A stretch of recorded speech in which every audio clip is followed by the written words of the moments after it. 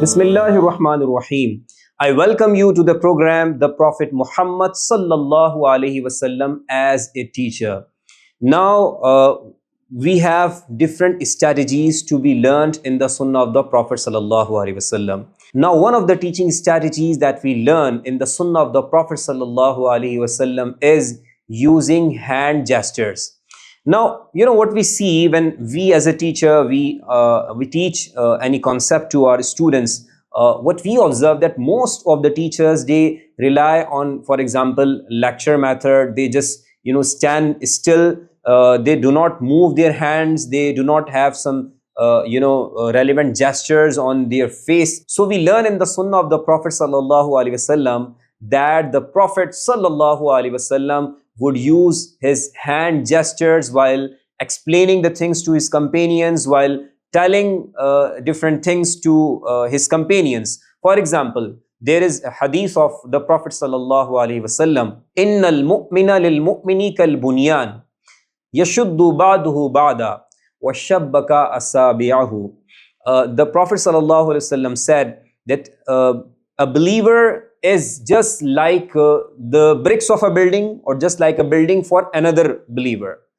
Each part strengthens another part. So one part of that building, or a brick of that building supports other bricks. So this was the thing, and through this relationship, the Prophet Sallallahu Alaihi Wasallam helped his companions understand the relationship between the believers. So he gave the example of a building, or the bricks of a building, right?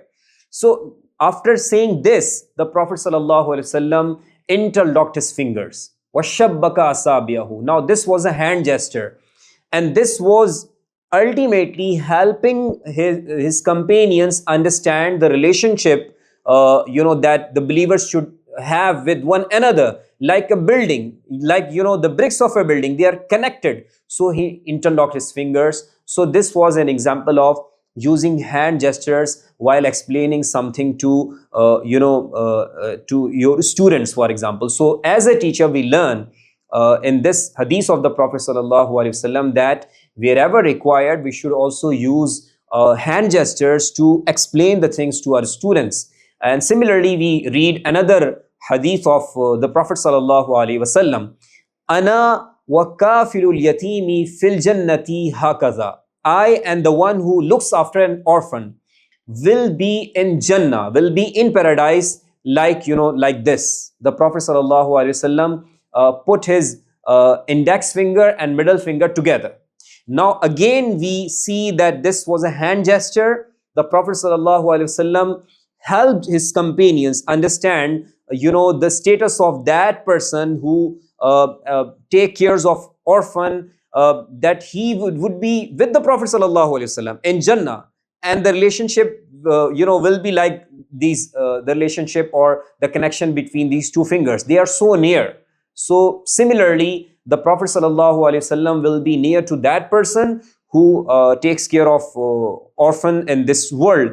So now what we learn as a teacher in the Sunnah of the Prophet Sallallahu Alaihi Wasallam, we learn that we should try to use hand gestures while explaining the concepts, while explaining different things to our students, and this will ultimately help them understand the things. We have different types of non-verbal communication. So gestures is using gestures also one of the types of non-verbal communication. So different studies are there that have concluded using hand gestures has an impact on the learning of the listeners, on the understanding of those who are listening to you. So in fact, using hand gestures has a good impact on the understanding of the students. So this is a learning for all of us as teachers, that if we follow the Sunnah of the Prophet Sallallahu Alaihi Wasallam, and we are passionate about learning the Sunnah of the Prophet Sallallahu Alaihi Wasallam, so we should try to understand the way the Prophet Sallallahu Alaihi Wasallam taught his companions.